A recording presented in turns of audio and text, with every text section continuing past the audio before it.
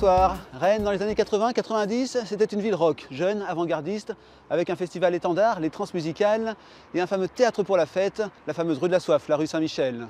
Les Transmusicales continuent d'attirer beaucoup de monde, mais le reste a perdu un peu de sa superbe. Aujourd'hui, la ville recense 10 discothèques et 24 bars de nuit, et encore quelques salles mythiques, comme ici l'Ubu. À Rennes, peut-être plus qu'ailleurs, le monde de la nuit, de la fête, est lié à la musique live. Dans les années 80, les cafés-concerts faisaient fureur dans toute la ville. Ils s'en ouvraient chaque année. Le Chatham, le Tiana, le Sablier, entre beaucoup d'autres.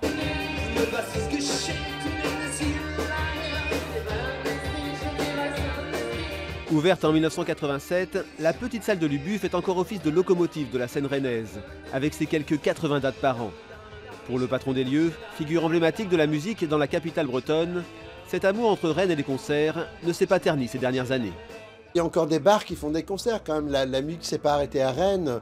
Il y a plein d'endroits où on peut écouter, c'est une très grande ville étudiante, il y a beaucoup de gens qui ont envie de sortir. Et pour moi, ce qui est important, c'est que ces gens-là aillent dans des endroits où il se passe quelque chose, plutôt que de traîner dans la rue, avoir des coups. Le phénomène n'est pas nouveau, mais s'est accentué dans les années 2000. Montré du doigt, étranglés par la radicalisation des normes et des taxes, beaucoup de bars ont du mal à faire face. Nichée dans la prison Saint-Michel, l'aventure fait partie des légendes de la nuit rennaise. On y danse principalement sur de vieux tubes populaires, mais son patron regrette de ne plus pouvoir y faire jouer des musiciens. Fin des années 70, début 80, ce qui favorisait l'éclosion de plein de groupes, c'est qu'ils pouvaient jouer quasiment dans tous les bars du centre-ville, bars de jour ou bars de nuit. Et là, depuis 7-8 ans, il y a quelques bars trans-off pendant les trans, mais le reste de l'année, il y a peu de concerts. Il n'y a pas assez de concerts. Mais parce que c'est trop compliqué à organiser. Aujourd'hui, pour attirer un client qui cible beaucoup plus ses soirées, pouvoir d'achat oblige, certains bars ou discothèques n'hésitent pas à bouleverser leur offre. L'Espace, par exemple, plus connu pour sa musique moderne, électro ou hip-hop, avait proposé il y a quelques années de la musique bretonne.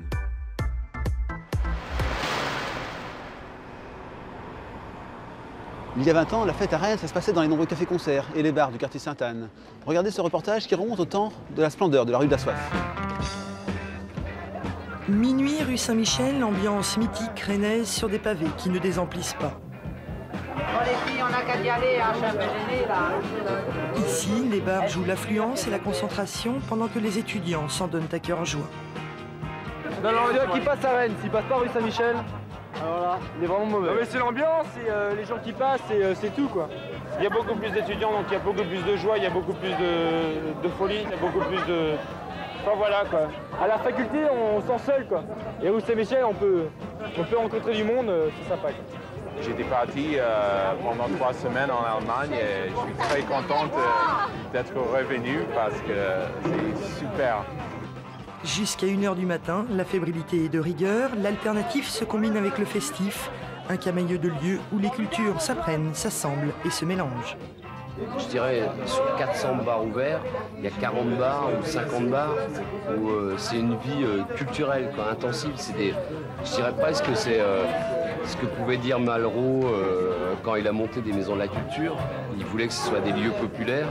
Aujourd'hui à Rennes, il y a 50 maisons de la culture, quoi. Il y a 50 lieux où des gens construisent des histoires artistiques. La Rennes nocturne, c'est désormais une histoire qui date de plus de 20 ans.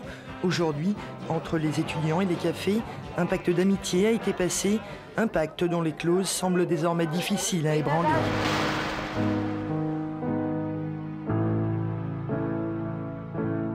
Alors, 20 ans plus tard, Rennes se serait endormi sur ses lauriers. Ça ronronne, comme on dit dans la capitale bretonne. On va tout de suite aller voir Benoît Careil, ex-musicien des Billy the Kick, fondateur du Jardin Moderne et aujourd'hui adjoint à la culture de la ville de Rennes.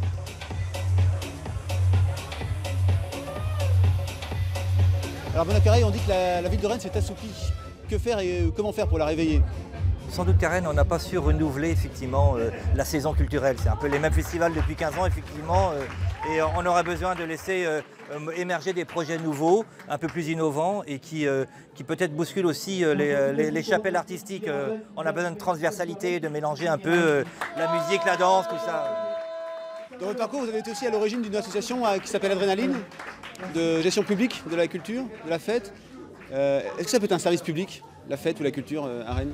La fête est nécessaire pour le vivre ensemble, pour que les gens se sentent bien, pour que les gens puissent décompresser le week-end après une semaine dure. Ils ont besoin de faire la fête.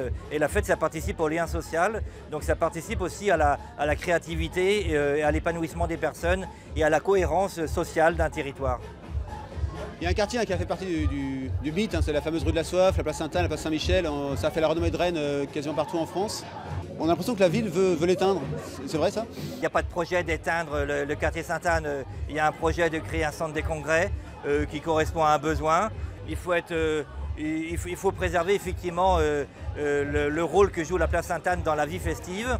Il faudra trouver le bon équilibre entre les commerces destinés à accueillir les congressistes et puis les commerces, les bars, les restos qui sont là aussi pour accueillir la population en fête. Dans les années 80-90, Rennes était considérée comme une ville rock, jeune, avant-gardiste. C'est plus trop le cas aujourd'hui, ça peut revenir ça? Oui, je suis sûr que ça peut revenir. Enfin, il y a toujours autant de jeunes à Rennes, il y a toujours autant d'énergie. Il faut savoir donner la place aux jeunes, et c'est vrai que ça peut changer très rapidement. Les musiques électroniques ont pris la place du rock et ça n'arrête pas d'évoluer dans les pratiques artistiques.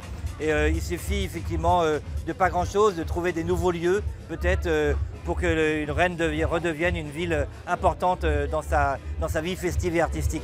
Merci beaucoup, Benoît Carrier. Merci.